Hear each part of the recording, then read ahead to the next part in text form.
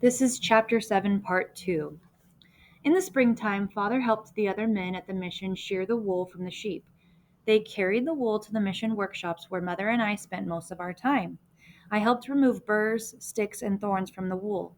Then the wool was washed in large kettles and spread on bushes to dry. When the wool was dry, the women pulled it over brushes made of spiny teasel pods.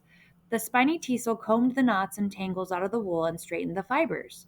With the drop spindle, I learned to spin the fibers into long strands of yarn. I carried the yarn to my mother, who sat at a large loom.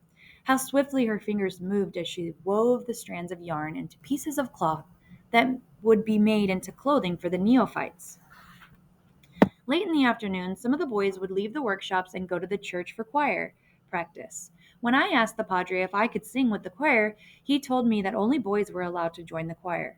Sometimes, when the padre wasn't looking, I would slip into the back of the church, sit quietly in the corner, and listen to the beautiful voices. One day, the padre saw me in the back of the church and motioned for me to come forward. He pointed to a large music book oops, that lay on a wooden stand facing the choir. I looked at the large book with colored notes. While the padre pointed to each note with his stick, I noticed that as the notes on the page moved up the lines, so did the voices in the boys' choir. As the notes moved down the lines, the voices went down. When the padre's stick pointed to the last note on the page, he motioned for me to turn to the next page on the music book. My eyes soon began to follow the notes, and as the singers' voices moved up and down, I found that I could follow the notes and turn the pages of the book without the padre giving me directions. From that time, I always turned the pages of the music book for the choir. Although I was not allowed to sing in the boys' choir, I was happy to be part of the beautiful music.